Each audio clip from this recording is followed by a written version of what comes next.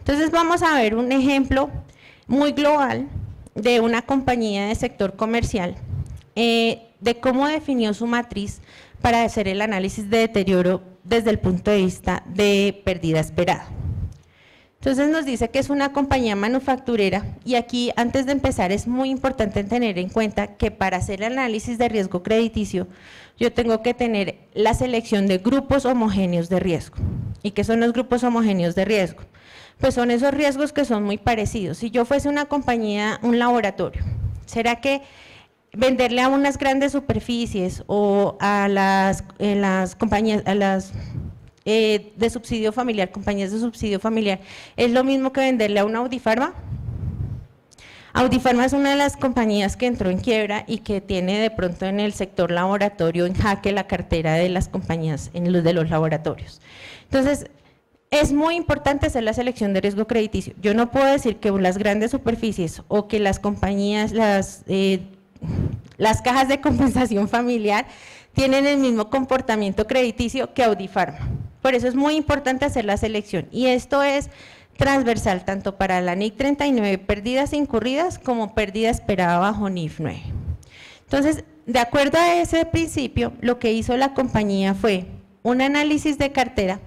Aquí digamos que si son compañías que pertenecen a varios grupos, a un grupo, perdón, y el grupo tiene participación en diferentes países, ¿será que el comportamiento de Chile es el mismo que tiene Colombia?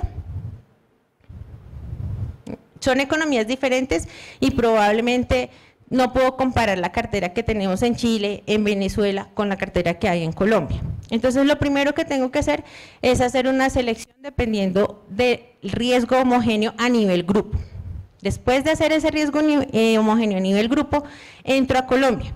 Y ellos decidieron que su riesgo homogéneo se dividía en dos carteras, la mayorista y la minorista. Si yo soy una compañía que vende avena, ¿será lo mismo venderle al Éxito que venderle a las compañías de barrio? ¿Por qué?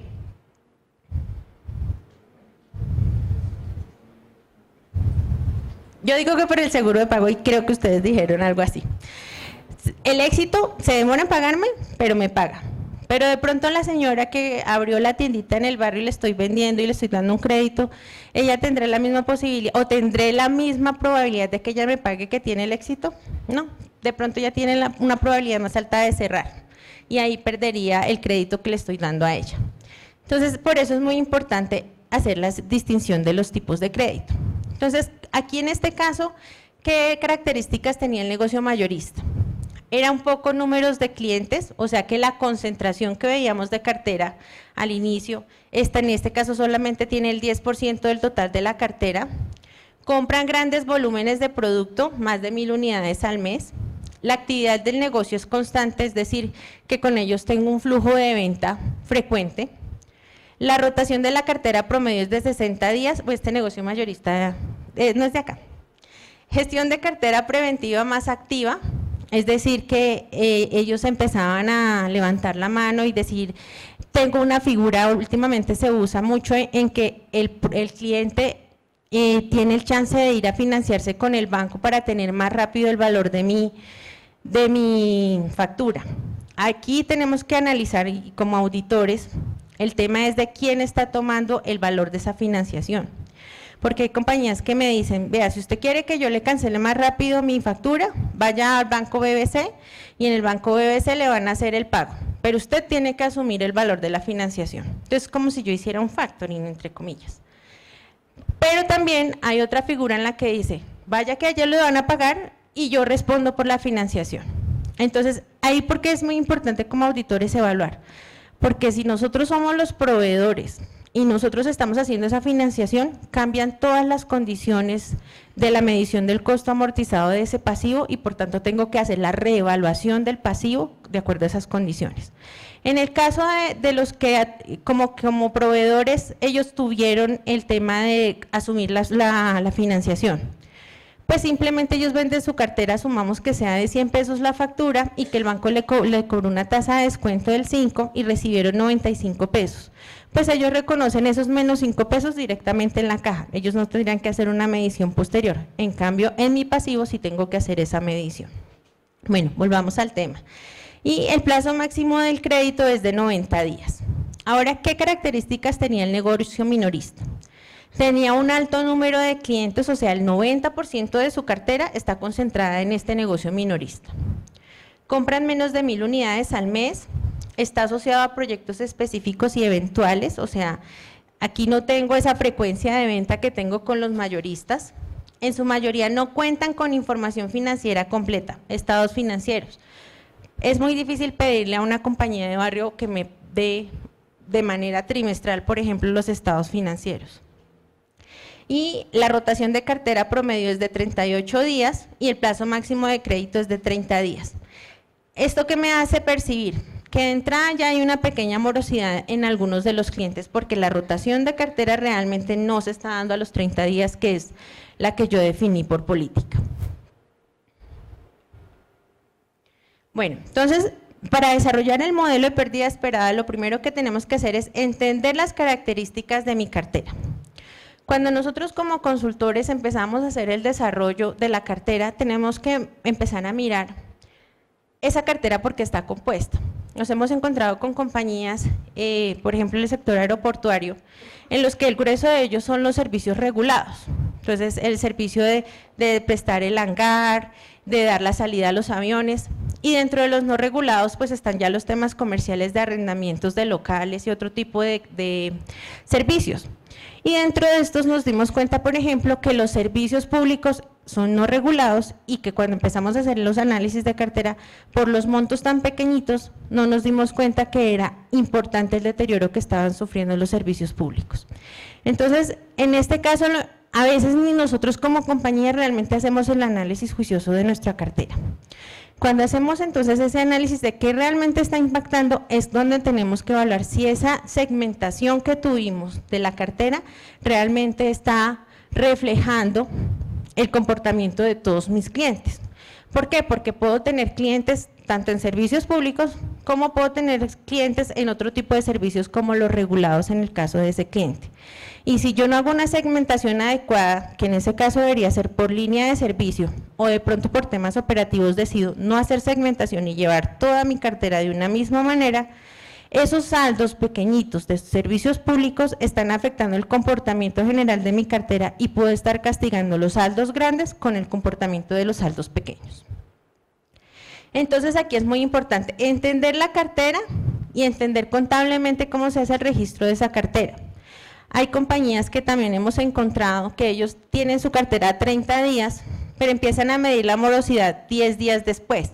Entonces realmente su cartera no es a 30 días, es a 40. Pero eso no se ve en la contabilidad, sino se ve en una charla donde realmente tenemos un entendimiento de cartera. Y analizar toda la información disponible. Aquí, solicitud de la información, hablábamos de 3, 2, mínimo 2 años. 3, entre más información tengamos, mucho mejor. ¿Por qué? Porque eso nos va a permitir tener el antecedente del ciclo de la economía de nuestra cartera. ¿Qué tanto ha rotado nuestra cartera en las vacas buenas y en las vacas flacas? Entonces, tenemos que tener en cuenta una cartera detallada por factura. ¿Y por qué por factura? Pues porque yo necesito tener un conglomerado de realmente cómo se está comportando mi cliente. Puedo tener clientes que son 1A con las facturas que están cancelando al día o que los productos que estoy vendiendo al día, pero se le olvidó que tenía una cartera por allá de hace 3 o 2 años que no me está cancelando. Entonces, si lo veo por factura, de alguna u otra manera mitigo también ese impacto que tiene de haber cogido a mi cliente y sacar un promedio ponderado que va a decir, no, es que él definitivamente me está pagando muy atrás, cuando realmente el grueso me lo está pagando al día. Un reporte de análisis de antigüedad de las carteras. Esto es muy importante, lo que les decía, a veces esos saldos pequeños nosotros no los tenemos en el radar y son los que más impactan en el momento de emitir el modelo. Acordémonos que estos son modelos estadísticos y por tanto la historia es importantísima para dar el tema de las probabilidades. Y la información sobre el comportamiento posterior de pagos, si hay pagos, anulaciones, notas crédito. En el sector financiero hay un tema y es que cuando a mí me reportan en las centrales de riesgo, sobre todo en las comisionistas, voy y le digo a la comisionista, no, venga, yo le cancelo esa factura o refinanciemela, anúleme la que tengo en mora y otra vez vuelvo a estar al día. cuando realmente sigue con la misma morosidad y simplemente fue y renegoció otra vez una fecha, y lo que hace la cartera es eliminar la verdadera antigüedad que tenía esa factura y decir que es una cartera nueva con un plazo nuevo. Entonces, eso es muy importante que lo tengamos en cuenta en nuestras carteras, que no vayamos a borrar la historia solamente por una nueva renegociación. Si el cliente siempre se comportó mal y tenemos una nueva negociación, no podemos borrar esa historia. Hasta que él de verdad no demuestre que está cancelando el día, no podemos eliminar las facturas de acuerdo a su antigüedad. La depuración y el análisis de la información. Entonces tenemos que analizar los pagos y notas crédito. A veces encontramos unas facturas de 5 años atrás con mora y también encontramos una nota que la reversa con 5 años. Es muy importante tener depurada la cartera. En eso también nos hemos dado cuenta que, no sé si será por la falta de gestión, no hemos podido hacer la conciliación de cartera de manera oportuna. Es muy importante tener las conciliaciones al día. Revisión de provisiones que posteriormente fueron recuperadas. Digamos que algunas compañías aún hacen la provisión de manera fiscal, 33, 66 y el 100%, pero no está demostrando realmente cómo está afectando la economía a mi cartera. Entonces, pude haber sido muy conservador y haber deteriorado el 33% de mi cartera cuando realmente solamente perdí el 1 o el 2%. Entonces, es muy importante analizar la razonabilidad de esas provisiones antiguas. El impacto de garantías reales liquidadas, lo que hablábamos hace un rato. Realmente esa garantía es una garantía que puedo convertir a una liquidez oportuna, o es una garantía que simplemente está haciendo ahí honor a la garantía pero no me está sirviendo. Y el impacto de garantías no líquidas. Esto tiene que ver con las garantías que sean bancarizadas y con las garantías que sean con respecto a bienes muebles. Bueno, aquí es muy importante, la norma no define el número de años para considerar la construcción del modelo. Sin embargo, se recomienda tomar como mínimo, pues aquí nos dicen 3 años, pero realmente nos hemos dado cuenta que con este tema de NIF hemos tenido que empezar a depurar nuestros estados financieros. Y la depuración real se viene a dar prácticamente hace 2 años y medio. Entonces, por eso decimos que para el sector, que somos grupo 2 la gran mayoría, pues nosotros deberíamos tomar 2 años cuando la cartera realmente ya está un poco más depurada. Entonces, al final de hacer ese análisis, volvemos a nuestra famosa segmentación de la cartera. Y para esa segmentación de la cartera también tengo que evaluar la antigüedad de cada uno. Uno de los cambios importantes con respecto a la pérdida incurrida y la pérdida esperada es que por pérdida incurrida prácticamente yo provisionaba lo que estaba en mora, o sea, lo más viejito. Pero con pérdida esperada, si yo otorgo un crédito, por ejemplo a Mauro Endaza me otorgan un crédito, desde el momento cero yo ya estoy generando riesgo de crédito para la persona o la compañía que me otorgó ese crédito. Entonces, por tanto, desde lo más corriente, lo no vencido, yo tengo que empezar a deteriorar por pérdida esperada. ¿Ese qué impacto tuvo? Que lo vimos el año pasado. La mayoría del deterioro que teníamos aumentó. Entonces, en este caso se tomaron 6 tramos. Lo corriente, la cartera a 30 días, a 90 días, de 91 a 180, de 180 a 360 días y bloques mayor a 360 días. Y se empezaron a calcular los porcentajes de lo no recuperado.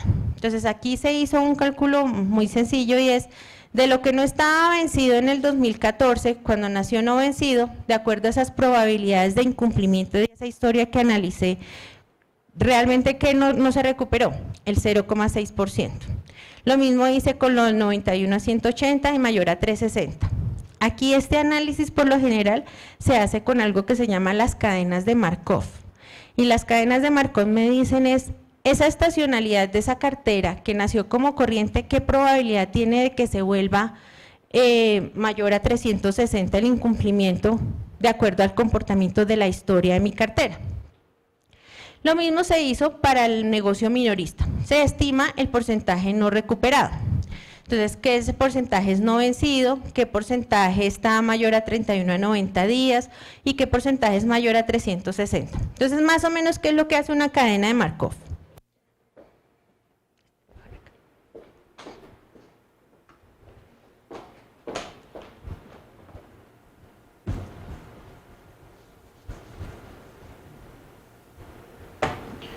Entonces, retomando los rangos, tenemos lo corriente, lo de 0 a 31 días, o realmente de un día a 30.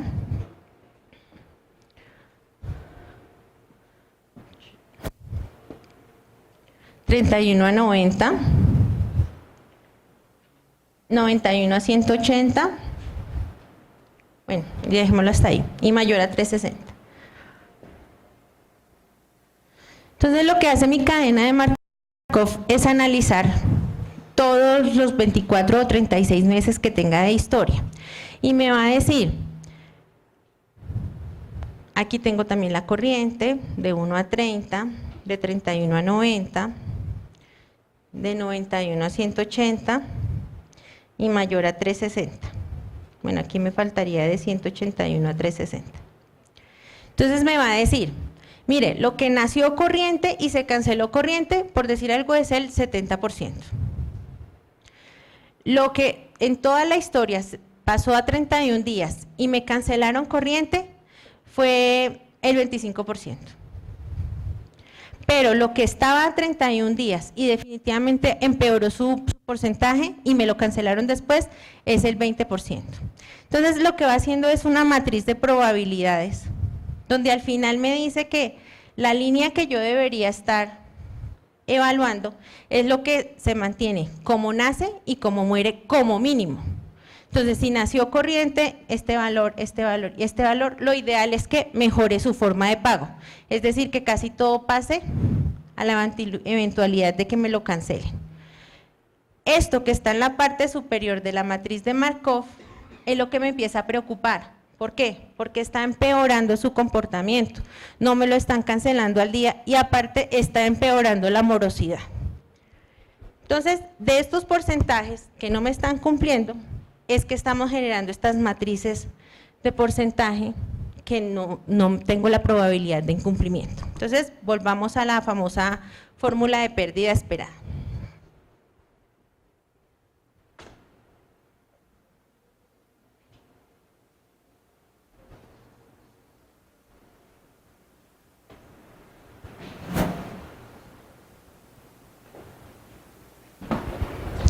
Entonces, recordemos, la pérdida esperada es igual a la probabilidad de incumplimiento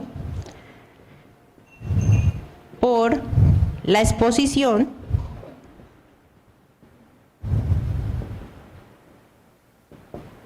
por la pérdida dado el incumplimiento.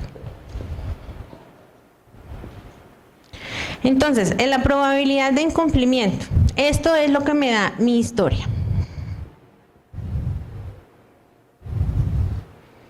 Y mi historia afectada también por un factor de la economía, porque recuerden como veíamos en la gráfica de Bloomberg, la economía nos va mostrando cuando tiene picos y cuando tiene descensos. Entonces yo también debería tener un factor de la economía que me indique cuál es la correlación de esa historia con respecto al comportamiento que ha tenido mi cartera. En el caso de Colombia, pues nosotros a veces lo que sugerimos es tomar la cartera, el comportamiento de la cartera de los bancos. ¿Por qué será? Si yo tengo una deuda con Mauro Endaza y tengo una deuda con BBVA, ¿a quién le pagarán primero? Al BBVA. Entonces, digamos que por el tema de riesgo reputacional y por no aumentar mi riesgo crediticio, a los primeros que les pagan son a los bancos. Entonces, si a los bancos no les empiezan a pagar, ¿qué probabilidad tengo de que a mí no me paguen? Pues muy alta, una probabilidad muy alta. Entonces, lo que recomendamos es tomar en cuenta la cartera o los riesgos que tiene la cartera del sector financiero o una cartera del sector similar. Lastimosamente, digamos que nuestro mercado no está tan desarrollado para encontrar spreads de que tengan que ver con el sector, a menos que coticen en bolsa. Pero si nos damos cuenta, pues las compañías que cotizan en bolsa probablemente no son el grueso de lo que tenemos nosotros en nuestro pool de clientes o dentro de las compañías que nosotros nos movemos. Entonces tenemos esa probabilidad del incumplimiento que lo veíamos con las matrices de Markov. Y no es otra cosa que la probabilidad de mi historia, de cómo se comportó mi cartera durante los últimos 2 o 3 años. La exposición ¿qué será? ¿Será que dentro de la cartera que nosotros manejamos tenemos garantías? Pues la gran mayoría creo que no. Entonces la exposición sería el valor total de los saldos. El saldo de cartera. Y ojo, aquí en el tema de la exposición también es importante tener en cuenta que a veces cuando yo tengo el valor de mi cartera, no solamente pierdo el valor de mi cartera, sino también puedo perder el valor que incurro en temas jurídicos para la recuperación de esa cartera. Entonces ustedes me van a decir, no, mira, es que yo no pierdo 100%, puedo perder el 110%. Pero ¿será que para mi cartera es sano deteriorar no sobre el 100% de mi cartera, sino sobre un mayor valor? Probablemente no. El impacto para mis estados financieros, entre más afecte el PIG de manera negativa, pues menor va a ser mi rentabilidad. Entonces, lo que nos dicen la gran mayoría de compañías es, no, este 10% de gastos se va definitivamente directamente como un gasto, no lo toma en cuenta como un mayor valor de la exposición. Y la pérdida dado el incumplimiento. Entonces, esa pérdida dado el incumplimiento es realmente de esta cartera, de esa matriz de Markov pequeñita que teníamos acá, del valor que está acá, ¿cuánto realmente he tenido que castigar? Ah, no, mira, es que en toda la historia he castigado el 10% de mi cartera. Entonces, digamos que esto va en función a los castigos. Y aquí también hay que tener en cuenta algo. Hay compañías que contratan garantías para algunos de sus clientes. Entonces, si a mí me dice la garantía que definitivamente el remanente va a ser el 10%, ¿cuál sería mi pérdida dado el incumplimiento? Ese 10%. Independientemente de lo que diga mi historia o de lo que diga mi castigo, si la póliza dice, usted va a perder va a asegurar el 90%, lo que voy a perder es el 10%. Así mi historia diga que he tenido que cancelar el 15%. Entonces, en ese tipo de clientes que probablemente tengo que hacer una segmentación diferente para la pérdida dado el incumplimiento. Los que tienen garantía y los que definitivamente no la tienen y se van por mi historia.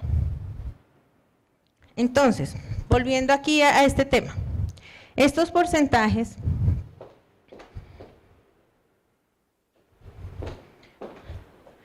del 0,6%, del 0,5%, el 18%, en últimas, ¿de dónde salen?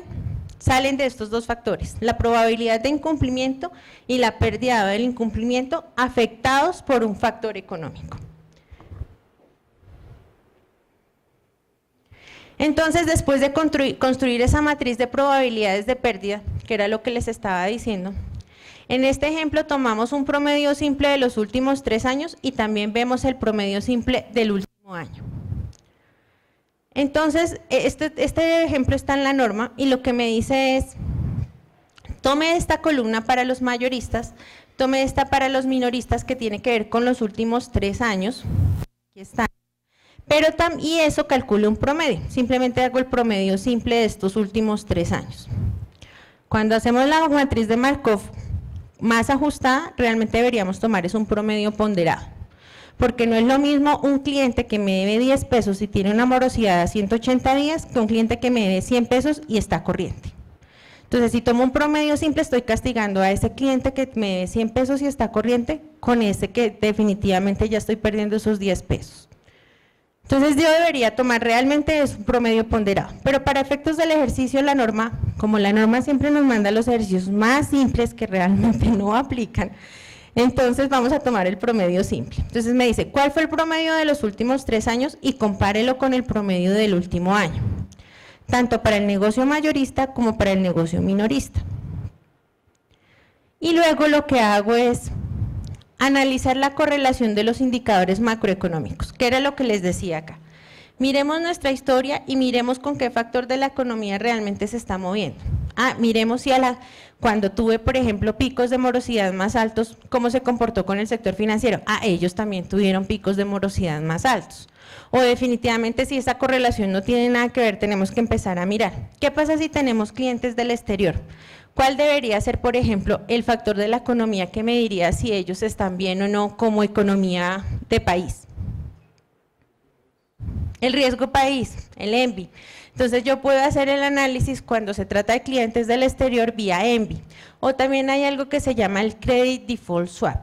Estos son títulos de que se negocian en los mercados que son un poco más desarrollados y me indican cuál es la probabilidad de riesgo crediticio que tienen esas economías o esos clientes en particular, porque también los hacen sobre bonos.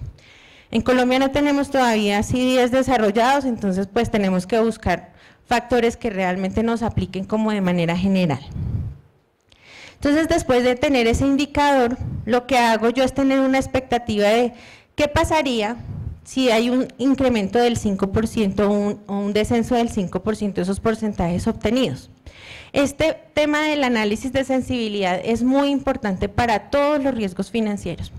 Yo no sé si recuerden en cuanto al tema de revelaciones, cuando estamos hablando de revelaciones de riesgos, no solamente tenemos que revelar la exposición que tenemos de esos riesgos cuantitativamente, sino tenemos que hacer un análisis de la exposición del riesgo.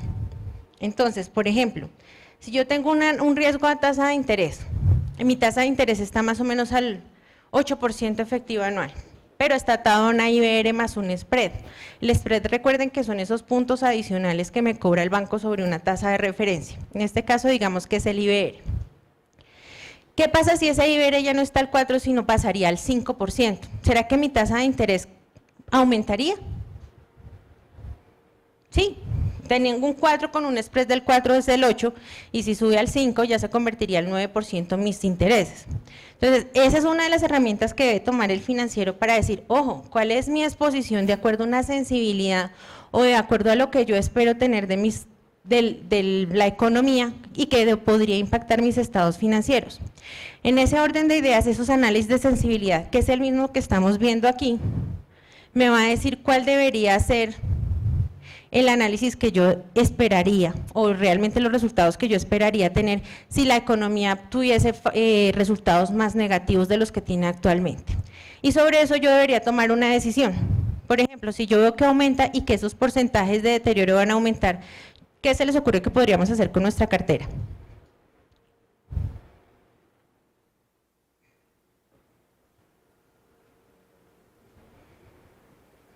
A ver, mis creativos. Vender la cartera, esa puede ser una opción. Otorgar descuentos de pronto pago, ¿cierto? Disminuir cupos de crédito. Entonces, esos análisis de sensibilidad me sirven para hacer la gestión de mi cartera. Algo muy importante de la norma internacional es que de pronto la vemos solamente por el tema que tenemos que cumplir, pero realmente las normas internacionales nos están dando herramientas para mejorar la eficiencia financiera que tenemos en nuestras compañías si las llevamos de manera oportuna y razonable. Bueno, volvamos al tema. Entonces, tenemos los factores de deterioro.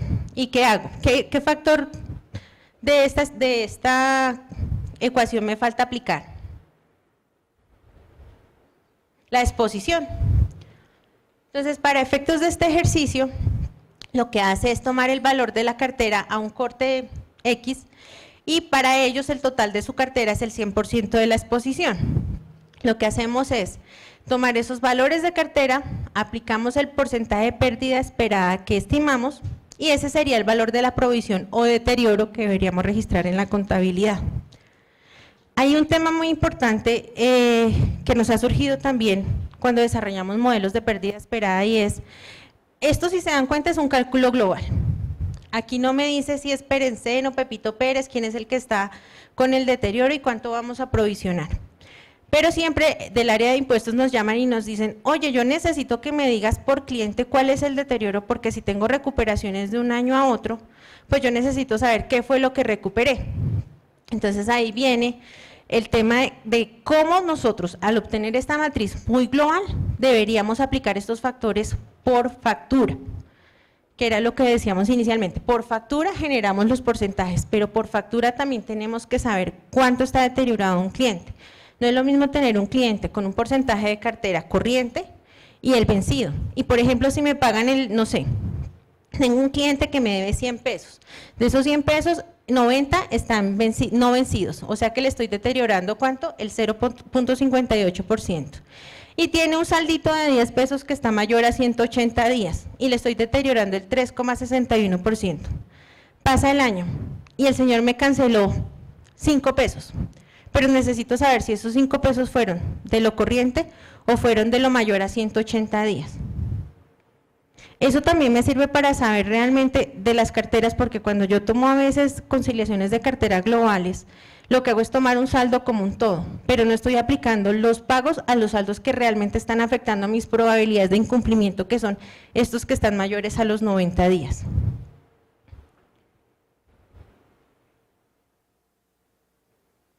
Entonces, para el negocio mayorista, retomando nuestro ejemplo, en los últimos 3 años, su provisión, tomando ese promedio, nos da 1.123 unidades.